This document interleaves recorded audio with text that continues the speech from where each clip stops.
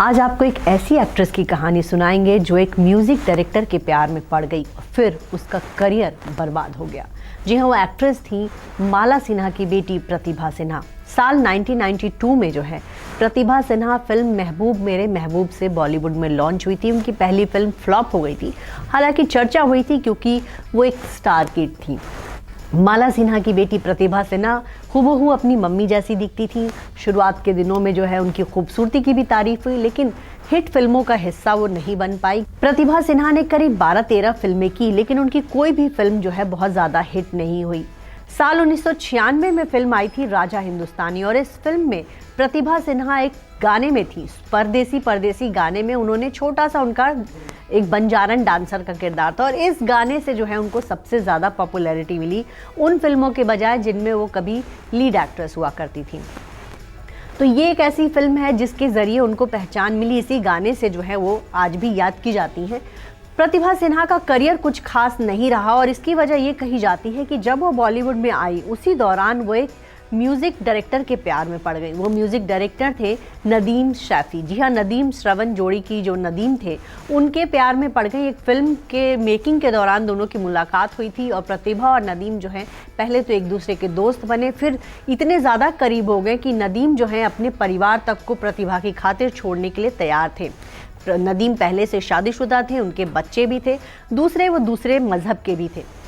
और इसी वजह से प्रतिभा सिन्हा की मां माला सिन्हा को ये रिश्ता बिल्कुल भी मंजूर नहीं था। वो चाहती थी कि उनकी बेटी जो है पूरी तरह से नदीम से अलग हो जाए, लेकिन नदीम और प्रतिभा जो है उनका प्यार जो है कम होने का नाम नहीं ले रहा था। दोनों छुप छुप कर मिला करते थे, यहाँ तक कि नदीम से बेटी को अलग करने के लिए प्रतिभा अपनी बेटी को लेकर चेन्नई चली गई, लेकिन वहाँ भी वो फ़ोन पर उनसे बात करती रही।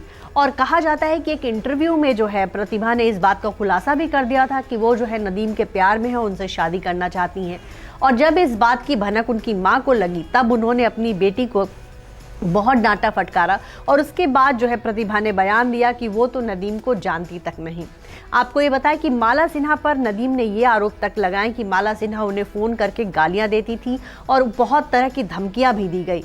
लेकिन नदीम जो है प्रतिभा के प्रेम में थे, और वो जो है इंतज़ार कर रहे थे कि प्रतिभा उनसे शादी करे।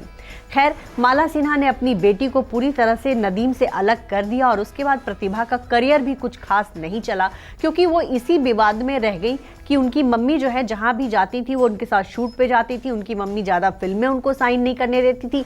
माला सिन्हा अपनी बेटी को उन फिल्मों से दूर रखती थी जिसमें म्यूजिक जो है नदीम श्रवण का हुआ करता था। तो यही वजह है कि प्रतिभा सिन्हा कुछ खास चल नहीं पाई। हालांकि उनमें प्रतिभा भी कुछ ऐसी नहीं थी जिससे ये माना जाए कि उस दौर में जब काजोल, माधुरी दीक्षित, जूही चावला और करिश्मा कपूर जैसी एक्ट्रेसेस बॉलीवुड में चमक रही थी, उनके बीच जो है प्रतिभा कहीं ना कहीं जो है गुम हो गई।